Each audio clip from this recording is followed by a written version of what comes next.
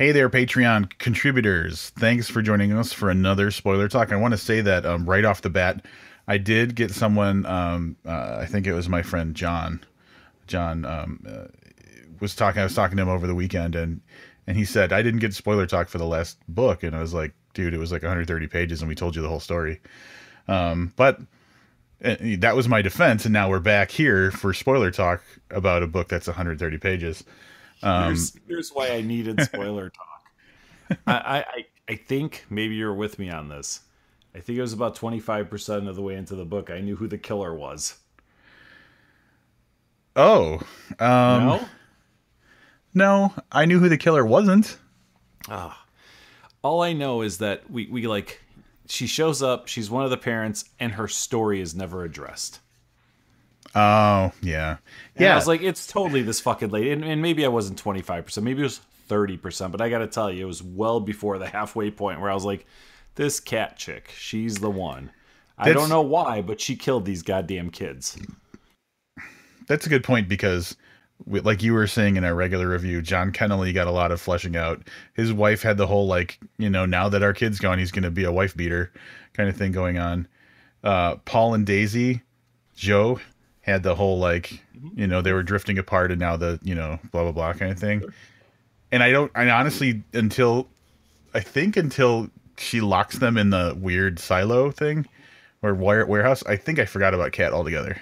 Yeah, and she was to me, she was what's the word? Blatantly missing. You know Yeah. what I mean? Like her story was blatantly omitted, and there can only be one good reason for this, because if you show us her point of view, you Yeah. can't do it in such a way where she puts the blame on him like everybody else did. So I will call, that was spoiled for me early on. I don't know how else you could have done that. But yeah, I mean, it was super. I almost messaged you to tell you what percentage it was. That's why I'm pretty sure it was under 30% because I was gonna shoot you. Yeah. That's a good point. Yeah. And the only way that you could really I didn't write the book. I don't know exactly how you would do it, but like unless she just showed up later in the story and like all of that stuff was, kind of skipped over because of that, there would be no way to have it like a fake perspective from her. Yeah. Yeah, I mean, I guess you could have delivered it through one of the wives, like in her recounting of Yeah. kind of and hope that nobody notices that it's not delivered from her because she's the only one who didn't have a perspective through the whole book. Yeah, that's a good point. Good point, sir. Way to look at the mechanics of it.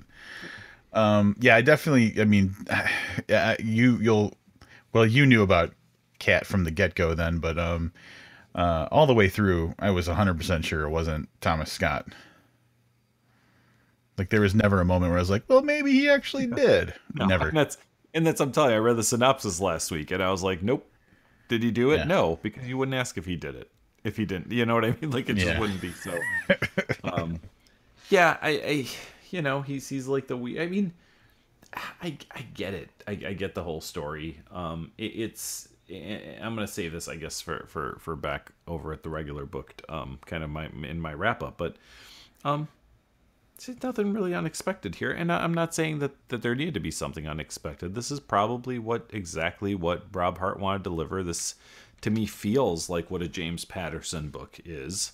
Not that I have vast experience with it, but I mean, kind of where are you at on that? I mean, Yeah, I mean, like, all right. So, like, overall, I'm sorry, I was getting deep into a thought, but overall, yeah, I think this is the way that I see this going down, and obviously, I don't know firsthand, but like, Rob had this idea, and the pitch won him the ability to write it, but then he wrote his thing because this is the voice.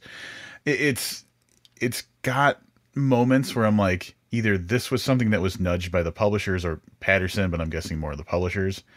But it feels like I was almost never angry at the story, which leads me to believe that this is heavily a Rob Hart book. Does that make sense? yes, yeah, yeah. So My thought on it is this, and I know I'm starting to get kind of wrap up here in the spoiler talk, but I felt like if this was a Rob Hart novella done, no other name on it, and we said, we like Rob Hart, let's see what this is, we'd have read it and we'd have been like, yeah, I could see this being a mainstream book. It's a little short, Yeah. But I could see this being your Barnes and Noble, your airport bookstore book. Yeah. Not a ton of depth, not a whatever, just a very readable story that trucks along. I mean, even at 140 pages, it felt shorter than that to me. So, Yeah. So there's a couple of mechanics things that I want to go through to see if you were on the same page as me with the certain things that happened in the book. And it comes down to like things that I want to know whether they were supposed to be like fakes, like in the plot to kind of misdirect you, or if they were just, you know, things that could have been used better. The detective having like the perfect place to kill Thomas Scott, and it's revealed later how like the method of death, but like with the tank and everything. right, yeah. Were we supposed to think, well, maybe it's the detective because like he could have easily killed the kids here? I did not think that at all. Okay, because that was my. It seemed super convenient. I mean, yes, he's a cop, and so he probably has. He knows, you know, where there's. It's probably a good idea and a bad idea, Where the to commit a bodies are crime. buried, yeah. Just from the experience on the force and everything. But and I'm assuming having some, you know, years on the force because he's already thinking about his pension and stuff. But it seemed like it was super convenient that he's just like, I know the perfect place, and they just drove to this one place, and they were walking through this warehouse, and then just magically there was a fucking glass like tank of water. Mm-hmm. So, but it seemed so convenient to me that I pretty much figured out it wasn't him. I don't know. It was one of that was one of those things where I was like, Like it was like a double, like at first it's Yeah. meant to make it, but it's so obvious that it can't be because yeah, like it's I, a double I could bluff. I could totally see that. Yeah. Yeah. So I wanted to see if that had any kind of thing for you. I didn't think that, but I mean, now that you say it, you could take that back to he lost his son when his son was roughly that same age. I mean, to a drunk driver, but you know, along the Right. lines of what Kat actually did was like, you know, send playmates to her son that she drowned. So, you know, I could see that. I could see it having gone that way, except that, you know, Kat was for me at least, the obvious from the beginning. So maybe that's why I didn't look at anybody else because I was sold on it being her. Yeah. And to be honest, like that's really the only kind of misdirect that I could think of off the top of my head. Because they never really introduced other characters that could be the suspect. You know what I'm saying? Like it was either one of the parents or it was Thomas Scott or it was fucking, I mean, it maybe could have been the lawyer. The lawyer, the thing about the lawyer that made me think maybe he knew more than he should was that if I remember correctly, he came to Thomas Scott, right? Yes, It wasn't that yes. Thomas Scott went looking for a lawyer. I believe that's true. Yeah. And so like, why would this dude want to represent a child killer? So that seemed a little bit weird, but he's just kind of a little bitch, so that didn't pan out either. He's kind of a little bitch. Okay.